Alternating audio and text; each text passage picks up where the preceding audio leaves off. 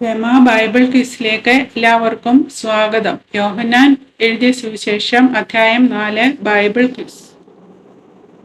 യേശു യോഹന്നാനേക്കാൾ അധികം ശിഷ്യന്മാരെ ചേർത്ത് സ്നാനം കഴിപ്പിക്കുന്നു എന്ന് കേട്ടതാര്? പരീശന്മാർ.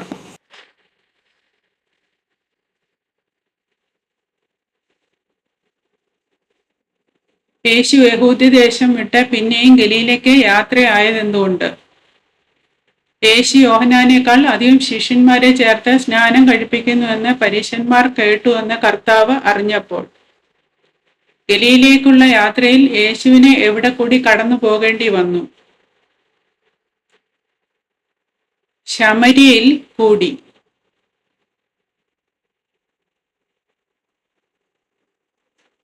അങ്ങനെ യേശു ശമര്യയിൽ എവിടെ എത്തി? സുഖാർ എന്ന ശമര്യ പട്ടണത്തിൽ. സുഖാർ എന്ന ശമര്യ പട്ടണത്തിൽ യേശു ആരുടെ നിലത്തിനരികെ എത്തി?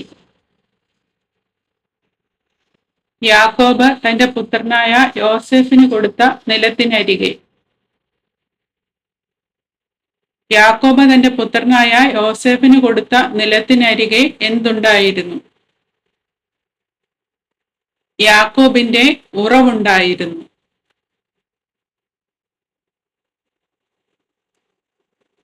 യേശു വഴി നടന്ന് ക്ഷീണിച്ചിട്ട് എവിടെയാണ് ഇരുന്നത്? ഉറവിനരികെ.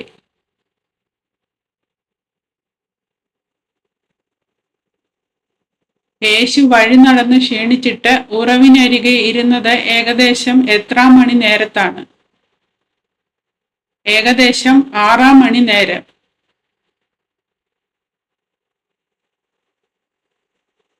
യേശു വഴി നടന്ന് ക്ഷീണിച്ചിട്ട് ഉറവിനരികെ ഇരുന്നപ്പോൾ ആരാണ് വെള്ളം കോരുവാൻ വന്നത്? ഒരു ശമര്യ സ്ത്രീ.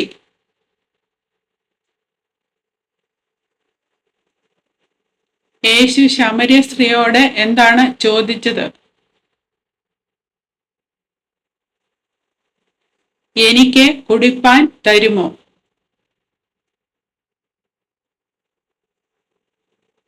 യേശു ഒരു ശമര്യ സ്ത്രീയോട് എനിക്ക് കുടിപ്പാൻ തരുമോ എന്ന് ചോദിച്ചപ്പോൾ അവന്റെ ശിഷ്യന്മാർ എവിടെയായിരുന്നു?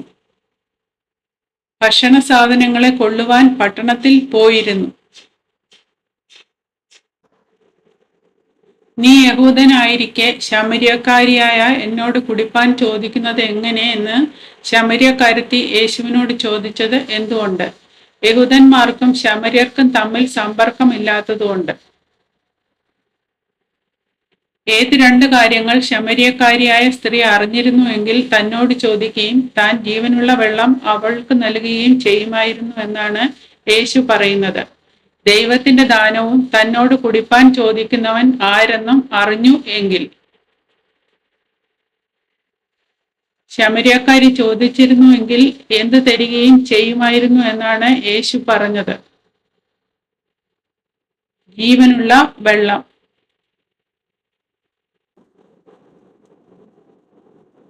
ജീവനുള്ള വെള്ളം തരികയും ചെയ്യുമായിരുന്നു എന്ന് യേശു പറഞ്ഞപ്പോൾ ശമര്യക്കാരി സ്ത്രീ അവനോട് എന്താണ് ചോദിച്ചത്? നിനക്ക് കോരുവാൻ പാത്രമില്ലല്ലോ, കിണർ ആഴമുള്ളതാകുന്നു, പിന്നെ ജീവനുള്ള വെള്ളം നിനക്ക് എവിടെ നിന്ന്? യേശു ആരെക്കാളും വലിയവനോ എന്നാണ് ആ സ്ത്രീ ചോദിച്ചത്. നമ്മുടെ പിതാവായ യാക്കോബിനേക്കാൾ.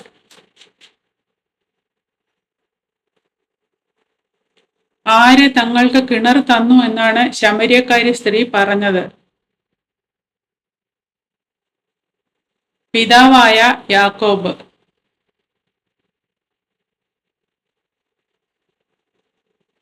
ആര് യാക്കോബിന്റെ കിണറ്റിൽ നിന്ന് കുടിച്ചു പോന്നു എന്നാണ് അവൾ പറയുന്നത്?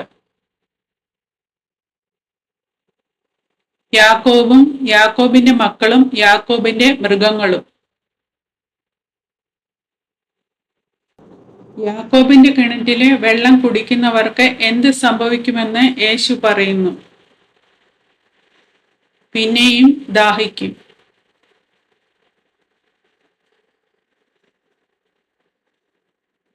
ഞാൻ കൊടുക്കുന്ന വെള്ളം കുടിക്കുന്നവന് എന്ത് സംഭവിക്കുകയില്ല എന്നാണ് യേശു പറയുന്നത്.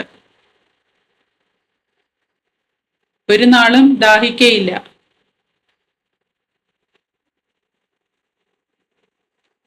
താൻ നൽകുന്ന വെള്ളം ഒരുവനിൽ എന്തായിത്തീരുമെന്ന് യേശു പറഞ്ഞു. നിത്യജീവനിലേക്ക് പൊങ്ങിവരുന്ന നീരുറവ. ജീവനുള്ള വെള്ളത്തെക്കുറിച്ച് കേട്ട ശേഷം ആ സ്ത്രീ യേശുവിനോട് എന്താണ് ആവശ്യപ്പെട്ടത്? എനിക്ക് ദാഹിക്കാതെയും ഞാൻ കോരുവാൻ ഇവിടത്തോളം വരാതെയും ഇരിക്കേണ്ടതിന് ആ വെള്ളം എനിക്ക് തരണം. യേശു ശമര്യക്കാരിയോട് പോയി ആരെ വിളിച്ചുകൊണ്ട് വരിക എന്നാണ് പറഞ്ഞത്? ഭർത്താവിനെ.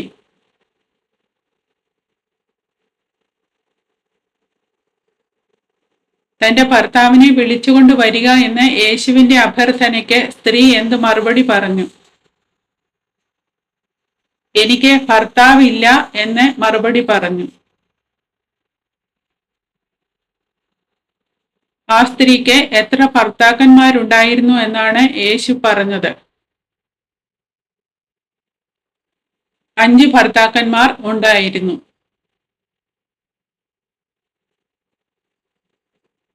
സ്ത്രീയുടെ കൂടെ ഇപ്പോൾ ഉള്ളവനെ കുറിച്ച് യേശു എന്താണ് പറഞ്ഞത്? ഇപ്പോൾ ഉള്ളവനോ ഭർത്താവല്ല.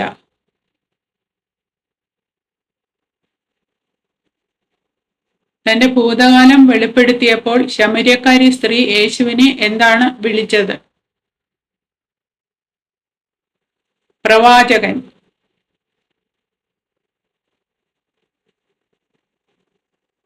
തങ്ങളുടെ പിതാക്കന്മാർ എവിടെ നമസ്കരിച്ചു വന്നു എന്നാണ് ശമര്യക്കാരി സ്ത്രീ പറഞ്ഞത്? ഈ മലയിൽ, അതായത് ഗെരിസീം പർവ്വതത്തിൽ. നമസ്കരിക്കേണ്ടുന്ന സ്ഥലം എവിടെയാകുന്നു എന്ന് നിങ്ങൾ പറയുന്നു എന്നാണ് സ്ത്രീ പറഞ്ഞത്? യെരുശലേമിൽ.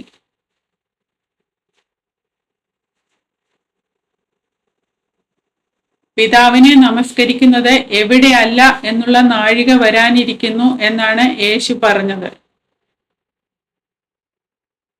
ഈ മലയിലുമല്ല, യെരുശലേമിലും അല്ല. ശമര്യക്കാരുടെ ആരാധനയിൽ എന്ത് പിഴവാണ് യേശു ചൂണ്ടിക്കാണിച്ചത്? അവർ അറിയാത്തതിനെ ആരാധിക്കുന്നു. രക്ഷ എവിടെ നിന്ന് വന്നു എന്നാണ് യേശു പറഞ്ഞത്?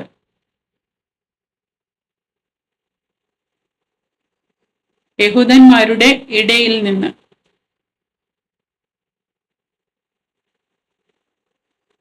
സത്യനമസ്കാരികൾ പിതാവിനെ എങ്ങനെ നമസ്കരിക്കുന്ന നാഴിക വരുന്നു എന്നാണ് യേശു ശമര്യക്കാരിയോട് പറഞ്ഞത്? ആത്മാവിലും സത്യത്തിലും. തന്നെ നമസ്കരിക്കുന്നവർ എങ്ങനെയുള്ളവർ ആയിരിക്കണം എന്ന് പിതാവ് ആഗ്രഹിക്കുന്നു. ആത്മാവിലും സത്യത്തിലും അവനെ നമസ്കരിക്കുന്നവർ.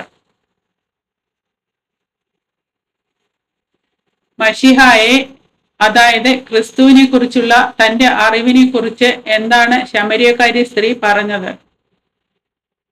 മശിഹ എന്ന് വെച്ചാൽ ക്രിസ്തു വരുന്നു എന്ന് ഞാൻ അറിയുന്നു. അവൻ വരുമ്പോൾ സകലവും അറിയിച്ചു തരും. യേശുവിന്റെ ശിഷ്യന്മാർ പട്ടണത്തിൽ നിന്ന് മടങ്ങിയെത്തിയപ്പോൾ ആശ്ചര്യപ്പെട്ടത് എന്തുകൊണ്ടാണ്? യേശു സ്ത്രീയോട് സംസാരിക്കയാൽ.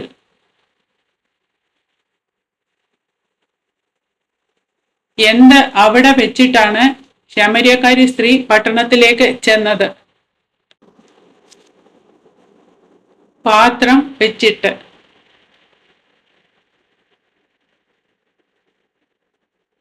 ശമര്യക്കാരി പട്ടണത്തിലെ ജനങ്ങളോട് എന്താണ് പറഞ്ഞത്?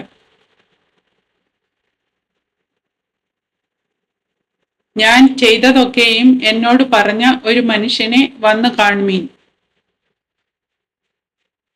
യേശു ഒരുപക്ഷെ ആരായിരിക്കുമോ എന്ന സംശയമാണ് ശമര്യക്കാരി സ്ത്രീ പട്ടണത്തിലെ ജനങ്ങളോട് പറഞ്ഞത്. ക്രിസ്തു ആയിരിക്കുമോ?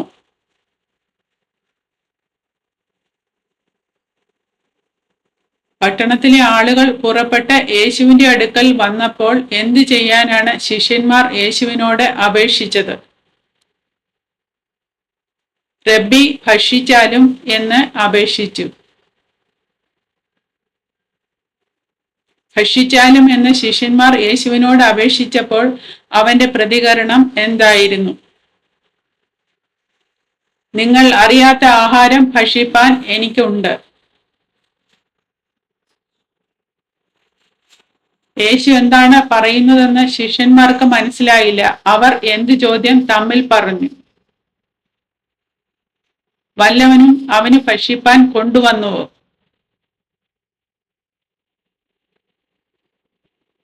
തന്റെ ആഹാരം എന്താണെന്നാണ് യേശു ശിഷ്യന്മാരോട് പറഞ്ഞത്. എന്നെ അയച്ചവന്റെ ഇഷ്ടം ചെയ്ത് അവന്റെ പ്രവൃത്തി തികയ്ക്കുന്നത് തന്നെ എന്റെ ആഹാരം. ഇനി എത്ര മാസം കഴിഞ്ഞ് കൊയ്ത്തു വരുന്നു എന്ന് നിങ്ങൾ പറയുന്നില്ലയോ എന്നാണ് യേശു ശിഷ്യന്മാരോട് ചോദിച്ചത്. 4 മാസം.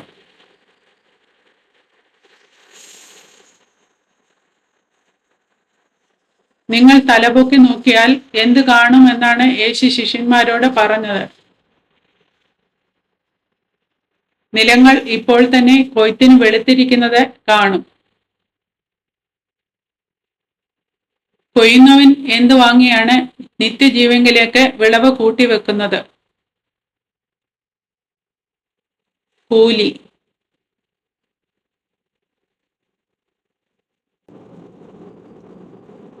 വിതയ്ക്കുന്നവനും കൊയ്യുന്നവനും ഒരുമിച്ച് സന്തോഷിപ്പാൻ തക്കവണ്ണം കൊയ്യുന്നവൻ കൂലി വാങ്ങി എവിടേക്കാണ് വിളവ് കൂട്ടിവെക്കുന്നത്? നിത്യജീവങ്കലേക്ക്.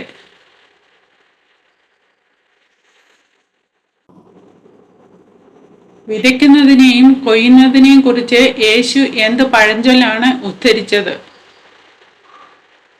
വിതയ്ക്കുന്നത് ഒരുത്തൻ, കൊയ്യുന്നത് മറ്റൊരുത്തൻ.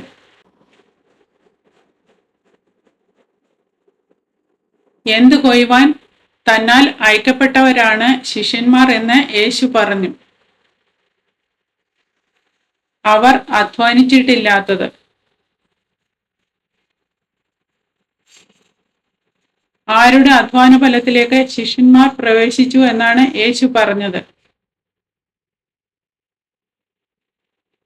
മറ്റുള്ളവർ അധ്വാനിച്ച അവരുടെ അധ്വാന ഫലത്തിലേക്ക്. ശമര്യ പട്ടണത്തിലെ പല ശമര്യരും യേശുവിൽ വിശ്വസിച്ചത് എന്തുകൊണ്ട്?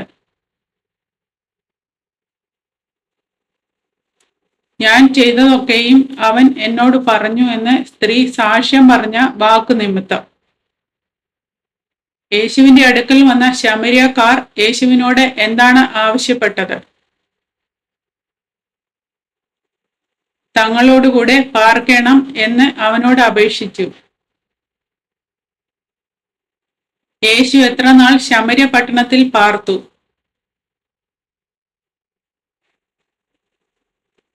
2 നാൾ.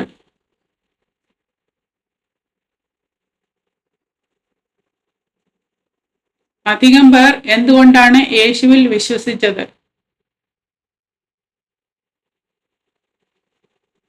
അവന്റെ വചനം കേട്ട്.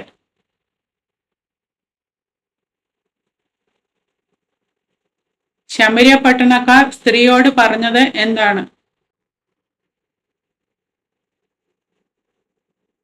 ഞങ്ങൾ തന്നെ കേൾക്കുകയും അവൻ സാക്ഷാൽ ലോകരക്ഷിതാവ് എന്ന് അറിയുകയും ചെയ്തിരിക്കുന്നു.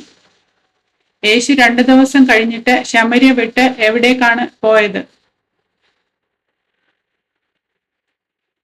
ഗലീലയിലേക്ക്.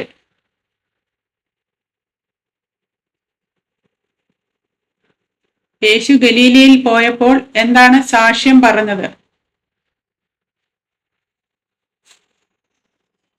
ഒരു പ്രവാചകന് തന്റെ പിതൃദേശത്ത് ബഹുമാനം ഇല്ല. എന്തുകൊണ്ടാണ് ഗലീലക്കാർ യേശുവിനെ അംഗീകരിച്ചത്?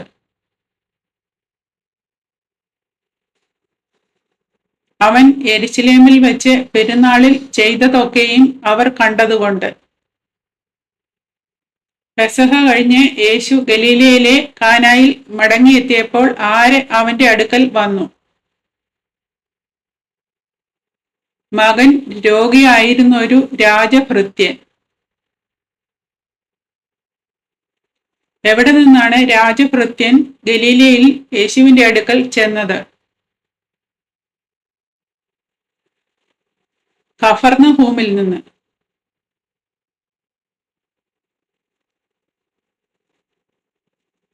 കഫർന്നഹൂമിൽ നിന്നുള്ള രാജഭൃത്യൻ യേശുവിനോട് തനിക്ക് വേണ്ടി എന്തു ചെയ്യണമെന്ന് അപേക്ഷിച്ചു. തന്റെ മകൻ മരിപ്പാറായിരിക്കെ കൊണ്ട് യേശു വന്ന് അവനെ സൗഖ്യമാക്കണം.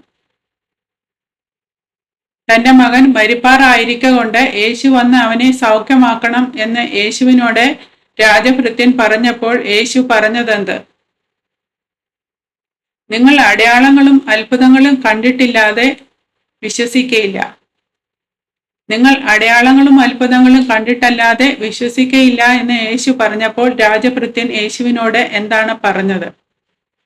കർത്താവേ, പൈതൽ മരിക്കും മുമ്പേ വരേണമേ. യേശുവിനോട് രാജഭൃത്യൻ കർത്താവേ, പൈതൽ മരിക്കും മുമ്പേ വരേണമേ എന്ന് പറഞ്ഞപ്പോൾ യേശു അവനോട് എന്താണ് പറഞ്ഞത്? പൊയ്ക്കൊള്ളുക, നിന്റെ മകൻ ജീവിച്ചിരിക്കുന്നു. യേശു അവനോട് പൊയ്ക്കൊള്ളുക, നിന്റെ മകൻ ജീവിച്ചിരിക്കുന്നു എന്ന് പറഞ്ഞപ്പോൾ രാജഭൃത്യൻ എന്തു ചെയ്തു? യേശു പറഞ്ഞ വാക്ക് വിശ്വസിച്ച് ആ മനുഷ്യൻ പോയി. യേശു തന്നോട് പറഞ്ഞ വാക്ക് വിശ്വസിച്ച് ആ മനുഷ്യൻ പോയപ്പോൾ അവന്റെ ദാസന്മാർ അവനെ എതിരേറ്റ് എന്തു പറഞ്ഞു? മകൻ ജീവിച്ചിരിക്കുന്നു എന്ന് പറഞ്ഞു. രാജഭൃത്യൻ പോകുമ്പോൾ അവന്റെ ദാസന്മാർ അവനെ എതിരേറ്റ് മകൻ ജീവിച്ചിരിക്കുന്നു എന്ന് പറഞ്ഞു. പിന്നെ അവൻ അവരോട് എന്താണ് ചോദിച്ചത്? അവന് ഭേദം വന്ന നാഴിക.